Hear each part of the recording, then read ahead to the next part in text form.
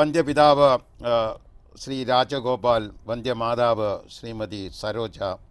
തീർച്ചയായും മേനകയെപ്പോലെ സരളവും ലളിതവും വിനയാന്വിതവുമായ ഒരു വ്യക്തിത്വം രൂപപ്പെടുത്തിയെടുക്കണമെങ്കിൽ അച്ഛനമ്മമാരുടെ അല്ലെങ്കിൽ മുത്തശ്ശി തൊട്ടുള്ളവരുടെ അങ്ങനെയൊക്കെയുള്ള ആ ഒരു ഉപദേശങ്ങൾ അല്ലെങ്കിൽ വഴി നടത്തലുകൾ അങ്ങനെയൊക്കെയുള്ള കാര്യങ്ങൾ വേണമല്ലോ. എന്താണ് സ്വന്തം ആ കുട്ടിക്കാലത്തെക്കുറിച്ച്, പിന്നീട് ആ സിനിമാ നടിയാകുന്നത് വരെയുള്ള ആ സ്കൂൾ കാലഘട്ടത്തെക്കുറിച്ചൊക്കെയുള്ള നനുത്ത ചില സ്മൃതികൾ, ഓർമ്മകൾ? 16 വയസ്സ് വരെ ഉള്ള ഇതിൽ വലിയ ആഗ്രഹങ്ങളൊന്നുമില്ല സർ. കാരണം ഞാൻ പഠിച്ചത് എൻ്റെ അമ്മയുടെ സ്കൂളിലാണ്. എൻ്റെ അമ്മ BABT മാത്സ് ആൻഡ് ഇംഗ്ലീഷാണ്, അച്ഛനും BABT മാത്സ് ആൻഡ് ഇംഗ്ലീഷാണ്, ഹിന്ദിയിൽ 2 പേരും MA ആണ്. അപ്പോൾ ഞങ്ങൾ എങ്ങനെയാണെന്ന് വെച്ചാൽ രാവിലെ റെഡിയാവും, ടിഫിൻ ബോക്സിൽ എൻ്റെ 3 അനിയന്മാർക്കും ടിഫിൻ ബോക്സ് അമ്മ റെഡിയാക്കും, എനിക്കും റെഡിയാക്കും. ഞാനും അമ്മയും ഞങ്ങളുടെ സ്കൂളിലേക്ക് തിരിഞ്ഞു പോകും, അച്ഛനും 3 അനിയന്മാരും വേറെ സ്കൂളിലേക്ക് പോകും. ഇതാണ് ഞങ്ങളുടെ ഒരു റൊട്ടീൻ ലൈഫ്. ഗോവിന്ദ, സുന്ദർ, ബാലാജി 3 സഹോദരന്മാരാണ്. അപ്പോൾ ഞങ്ങളുടെ ജീവിതം അങ്ങനെയാണ്. ഞങ്ങൾ തിരിച്ചു വരുമ്പം അച്ഛൻ വന്ന് കലൈവാണി ട്യൂട്ടോറിയൽ എന്ന് പറഞ്ഞിട്ട് മേളിൽ ടെറസിൽ ഒരു വലിയൊരു ട്യൂട്ടോറിയൽ കോളേജ് വെച്ചിരുന്നു. അപ്പോൾ എല്ലാ പിള്ളേരും അവിടെ വരും. ആ പിള്ളേരുടെ കൂടെ ഞങ്ങളിരുന്ന് പഠിക്കുക. അതൊരു എന്താ പറയുക, ഞങ്ങളൊരു സിനിമയുമായിട്ട് ഒരു ബന്ധവുമില്ല സാർ. എല്ലാം ഇങ്ങനെ ഒരു പഠിത്തം, ട്യൂഷൻ, അങ്ങനെ പോവുക എന്നുള്ളൊരു ജീവിതമാണ്. വീട് മറച്ചും ഇത്രയും പേപ്പർ കട്ട് കാണും, അച്ഛൻ്റെ പേപ്പർ, അമ്മയുടെ പേപ്പർ, ഇത് ടോട്ടൽ ചെയ്യാൻ ഞങ്ങൾ കൂടെ ഇരുന്ന് എഴുതുക, ഇതൊക്കെയുള്ള ആ ഒരു ലൈഫേ വേറെയായിരുന്നു. അപ്പോൾ അതിൽ എനിക്കൊരു വലിയ എയിമോ ഒരു വലിയ ആളാവണമെന്നോ എന്താവണമെന്നോ പോലും ചിന്തിച്ചിട്ടില്ല. നന്നായിട്ട് പഠിക്കുക, പോവുക, വരിക. പക്ഷേ സ്കൂളിലെ മൊത്തം ഡാൻസ് ഞാനാണ് ചെയ്യുന്നത്. സ്കൂളിലെ എന്ത് പ്രോഗ്രാം വന്നാലും ഡാൻസ്.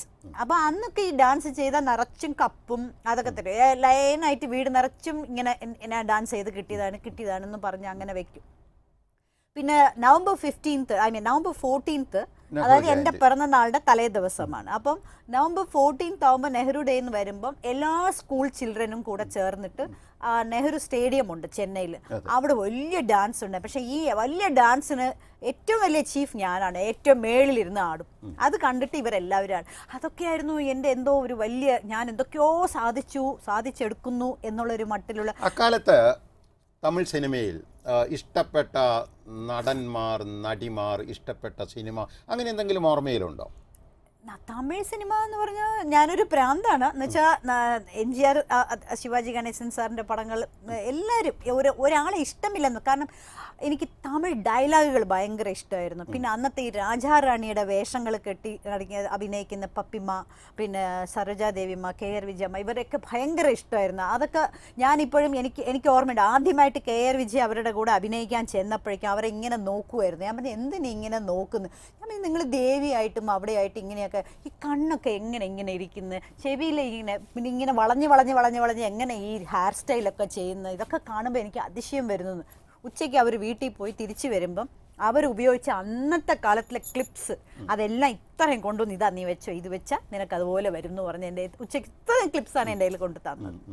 അപ്പോൾ അതൊക്കെ കണ്ട് ഞാൻ ഇങ്ങനെ എന്താ പറയുക, ഞാൻ ഒരിക്കലും സിനിമയിലൊന്നും വരുന്നൊന്നും പ്രതീക്ഷിച്ചൊന്നുമില്ല. പക്ഷെ ഒരുപാട് ഇഷ്ടമാണ് തമിഴ്. മലയാളം ഞാൻ സത്യം പറഞ്ഞാൽ കണ്ടിട്ടേ ഇല്ല. ആദ്യമായിട്ടാണ് അച്ഛൻ ചെമ്മീൻ എന്നുള്ളൊരു പടം ചെന്നൈയിൽ ശുഭം തിയേറ്ററിൽ നടക്കുകയായിരുന്നു.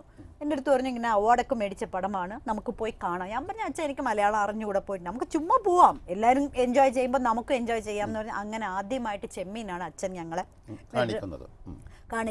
അത് കണ്ടതിന് ശേഷം മലയാള പടങ്ങളോട് എന്തോ ഒരു ഈൽഡിങ്. അപ്പോൾ പണ്ടൊക്കെ സെക്കൻഡ് സാറ്റർഡേ ആകുമ്പം നാഷണൽ ഫിലിംസ് വരും. അതിലാണ് ഞാൻ ചെണ്ട കണ്ടത്, പിന്നെ ഗായത്രി എന്നുള്ളൊരു പടം, പിന്നെ പണി തീരാത്ത വീട്, ഇങ്ങനത്തെ പടങ്ങളൊക്കെ കണ്ടപ്പോൾ നാച്ചുറലി എനിക്ക് ഈ ഒരു ആർട്ടിസ്റ്റിക്കായിട്ടുള്ള മലയാള ഫിലിംസിനോട് പിന്നെ ഞാൻ മല്ലിക ചെമ്പങ്കി, പിന്നെ ഹംസഗീത്തെ കന്നഡത്തിൽ, ഇതൊക്കെ തെലുങ്ക് കന്നഡങ്ങൾ കാണാൻ തുടങ്ങി. സോ അപ്പോൾ ആർട്ടിസ്റ്റിക് ഫിലിംസിനോട് എനിക്കൊരു താല്പര്യം തോന്നി തുടങ്ങിയത് അതിന് ശേഷമാണ്.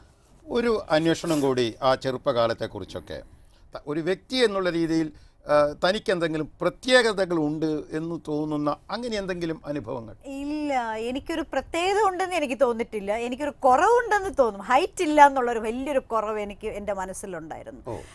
അപ്പം ഞാൻ പറയാം, ഞാൻ ഈ ഹൈറ്റ് മാത്രം ഉണ്ടായിരുന്നെങ്കിൽ അമിതാഭ് ബച്ചൻ അദ്ദേഹത്തിൻ്റെ ഭാര്യയായിട്ട് അഭിനയിക്കായിരുന്നു, ജോഡിയായിട്ട് അഭിനയിക്കായിരുന്നു അല്ലേ, എനിക്കത് പറ്റുന്നില്ലല്ലോ എന്ന് ഞാൻ മനസ്സിൽ വിചാരിക്കായിരുന്നു. അപ്പോഴൊക്കെ അമ്മ എൻ്റെ അടുത്ത് പറയും, ഹൈറ്റ് എന്ന് പറയുന്നത് ഒരു ഇമ്പോർട്ടൻ്റ് അല്ല, അദ്ദേഹത്തിൻ്റെ ഭാര്യയുടെ ഹൈറ്റ് എത്ര എന്നറിയാമോ, അതറിയാമോ നിനക്ക്. അപ്പോഴാണ് ഞാൻ ചിന്തിച്ചത്, oh height is not a problem. Height എന്നുള്ളത് എനിക്കൊരു ഹൈറ്റ് ഇല്ല, ഒരു ഇതില്ല എന്നുള്ളൊരു തോന്നലുണ്ടായിരുന്നു. ശരിക്കും തമിഴ് പടങ്ങളിൽ അഭിനയിക്കുമ്പം ഹൈറ്റ് ഇല്ല എന്നുള്ളത് ഒരു ഒരു ഒരു ഒരു കണക്കായിട്ട് തന്നെ അതൊരു ഇത്. പക്ഷേ ഈ ഹൈറ്റ് ഇല്ല എന്നുള്ളതിനെക്കുറിച്ച്, ഹൈറ്റിനെക്കുറിച്ച് ചിന്തിക്കാതെ, അതിനെക്കുറിച്ച് വർത്തമാനം പോലും പറയാതെ എൻ്റെ മനസ്സിനെ ഒന്നും വേദനിപ്പിക്കാതിരുന്നത് ഈ മലയാളം ഇൻഡസ്ട്രിയാണ്. മലയാളത്തിൽ ഹൈറ്റിനെ കുറിച്ചോ വളരെ പ്രധാനപ്പെട്ട ഒരു കാര്യമാണ് പറയുന്നത്, വെരി വെരി ഇമ്പോർട്ടൻറ്റ്. കാരണം മലയാളത്തിൽ ഞാൻ അഭിനയിച്ചു, എന്തുകൊണ്ട് ഞാൻ കംഫർട്ടബിൾ ആയി എന്ന് വെച്ചാൽ, മലയാളത്തിൽ അവർ അഭിനയമാണ് നോക്കിയത്.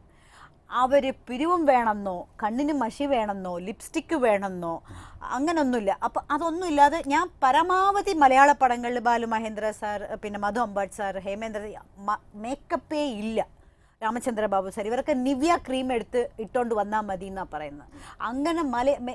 അങ്ങനെയാണ് ഞാൻ മലയാള പടങ്ങൾ അഭിനയിച്ചത്.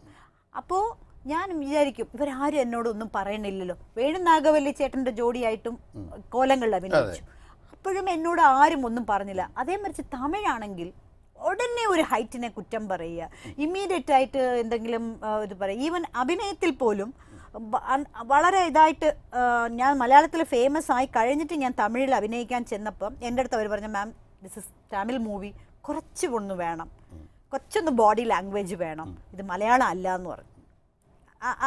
അങ്ങനെയാണ് അവർ പറഞ്ഞത്. പക്ഷേ മാനസികമായിട്ട് എന്നെ തളർത്താത്തതും എനിക്ക് വളരെ സപ്പോർട്ട് തന്നതും കേരളമാണ്.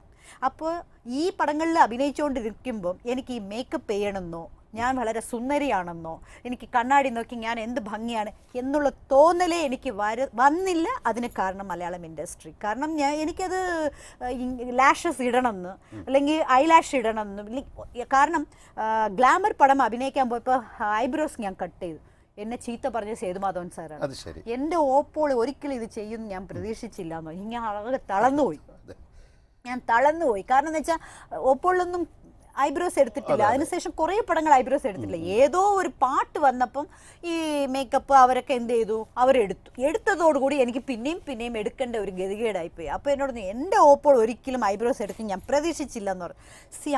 അങ്ങനത്തെ ആൾക്കാരുടെ ഇടയിലിരുന്ന് വന്നതുകൊണ്ട് എനിക്ക് കണ്ണാടി നോക്കണം എന്ന് എനിക്ക് തോന്നിട്ടേ ഇല്ല. ഞാൻ വലിയ ആളാണ്, എനിക്ക് എന്തൊക്കെയോ ഉണ്ട്, ഒന്നും എൻ്റെ തോന്നലേ വന്നിട്ടില്ല. ഒരു അന്വേഷണം കൂടി, ഒരുപക്ഷെ ഓരോ വ്യക്തിയും ജീവജാലങ്ങളിൽപ്പെട്ട ഒരു പുൽച്ചെടി പോലും ദൈവത്തിൻ്റെ സൃഷ്ടിയാണെന്ന് കാണുമ്പോൾ, ആ സൃഷ്ടിയിലെ ചില പ്രത്യേക ആകർഷണീയ ഘടകങ്ങൾ ഇതൊക്കെയും ദൈവദത്തമാണ്, ദൈവം നൽകിയതാണ് എന്ന് നാം കരുതുന്നുണ്ടെങ്കിൽ, ഒരുപക്ഷെ മേനകയുടെ മുഖത്തിൽ വദനകാന്തിയിൽ ഒരുപക്ഷെ ഏറ്റവും കൂടുതൽ ശ്രദ്ധേയമായിട്ടുള്ള ഈ പുള്ളി, ഇതേക്കുറിച്ച് മേനക ഓമനത്വത്തോടു കൂടി ആലോചിക്കുന്ന നിമിഷങ്ങളുണ്ടോ? അത് ഇങ്ങനെ ഒരു സംഭവം ഉണ്ടെന്നുള്ളത് കേരളത്തിൽ പറഞ്ഞാണ് ഞാൻ അറിയുന്നത്. ഈവൻ കാക്കപ്പുള്ളി ചൂടി എന്നൊരു പാട്ട് അപ്പുണ്ണിയിൽ പാടിയിട്ടുണ്ട്, ലാലേട്ടൻ വരെ പാടിയിട്ടുണ്ട്. പലരും പറയുമ്പോഴാണ് ഇതിനെക്കുറിച്ച് ഞാൻ ചിന്തിക്കുന്നത്. ഞാൻ എൻ്റെ കല്യാണമൊക്കെ കഴിഞ്ഞ ഒരു ആക്ച്വലി ഇവിടെ ഒരെണ്ണം ഉണ്ടായിരുന്നു, അപ്പം 3 ലൈനാണ്. അപ്പം മമ്മൂക്കയ്ക്ക് ഇവിടെ ഒന്ന്, ഇവിടെ ഒന്ന്, ഈ 3 ലൈൻ ഓപ്പോസിറ്റ് റൈറ്റ് സൈഡിലുണ്ട്. അപ്പം ഞാനിങ്ങനെ തമാശയ്ക്ക് പറയാം, ഞാൻ ഇത് 2 എടുത്തേക്കട്ടെ. എല്ലാവരും പറഞ്ഞു എടുക്കണ്ട, ചുമ്മാ പോയി ഈ 2 ഞാൻ എടുത്തു വെളിയിൽ. ഇതും എടുക്കട്ടെ എന്ന് ഞാൻ ചോദിച്ചപ്പോൾ സുരേഷ് ഏട്ടൻ പറഞ്ഞു, നോ എടുക്കരുത്. എൻ്റെ മക്കളെല്ലാം പറഞ്ഞു, അയ്യോ അമ്മ അത് എടുക്കരുത് എന്ന് പറഞ്ഞു. അതെന്താണ് അതിൻ്റെ പ്രത്യേകത എന്ന് എനിക്ക് മനസ്സിലാവുന്നില്ല. എനിക്ക് തോന്നുന്നു ഞാൻ സ്ഥിരം മുഖം കാണുന്നതുകൊണ്ട് എനിക്ക് അതൊരു വലിയ കാര്യമായിട്ട് എനിക്ക് തോന്നുന്നില്ലായിരിക്കാം. പക്ഷെ ബാക്കിയുള്ളവർക്ക് മേനക എന്ന് പറഞ്ഞു കഴിഞ്ഞാൽ ഇമ്മീഡിയറ്റ് ആയിട്ട് ആ ഒരു മറുകനാണ് എല്ലാവരും ചിന്തിക്കുന്നത്. മലയാളത്തിൽ ആദ്യത്തെ പടം ഓപ്പോളായിരുന്നു. അഭിനയിച്ചത് ഓപ്പോൾ, റിലീസ് ചെയ്തത് ഓപ്പോൾ, അഭിനയിച്ചത് കോലങ്ങൾ. ഒരു മലയാള ഡയലോഗ് ആദ്യമായിട്ട് സംസാരിക്കുന്നത് കോലങ്ങൾ KG ജോർജ് സാർ. എന്തായിരുന്നു ആ ഡയലോഗ് ഓർക്കാമെങ്കിൽ? എൻ്റെ ഡയലോഗ് വേണു നാഗവല്ലി ചേട്ടൻ ഒരു ബലൂൺ വിൽക്കുന്ന ആളാണ്, വളയും ബലൂനും വിൽക്കുന്ന ആളാണ്. അപ്പോൾ അദ്ദേഹം അതും എടുത്തോണ്ട് വന്ന് ബലൂനോ വളയോ എന്തെങ്കിലും വേണോ എന്ന് ചോദിക്കാം. അപ്പം ഞാൻ കരിവള 2 വേണമെന്ന് പറഞ്ഞ് വാങ്ങിച്ചിട്ടുണ്ട്. അപ്പം എൻ്റെ ഡയലോഗ് എന്ന് വെച്ചാൽ 8 ഇപ്പം തരാം, ബാക്കി 4 പിന്നെ തന്നാ പോരേ. ഇപ്പൊ തന്നാ പോരേ എന്നൊക്കെ ഇപ്പൊ വരുന്നു. അന്ന് 8 ഇപ്പൊ തരാം, ബാക്കി 4 പിന്നെ തന്നാ പോരേ എന്നാണ് ഞാൻ ചോദിച്ചത്. ഇതാണ് എൻ്റെ ഫസ്റ്റ് ഡയലോഗ്. ഞാൻ എന്തൊക്കെയോ ആലോചിച്ച് എഴുതിയ ക്യാരക്ടറാണത്. ഈ കുട്ടി ഭയങ്കര കൊച്ചായിരിക്കുകയല്ലേ, പടത്തിൽ എങ്ങനെ ഇരിക്കും, എനിക്ക് ടെൻഷനായി എന്ന് പറഞ്ഞു. അപ്പോൾ സേതു സാർ പറഞ്ഞത് പടം കണ്ടിട്ട് പറയുക.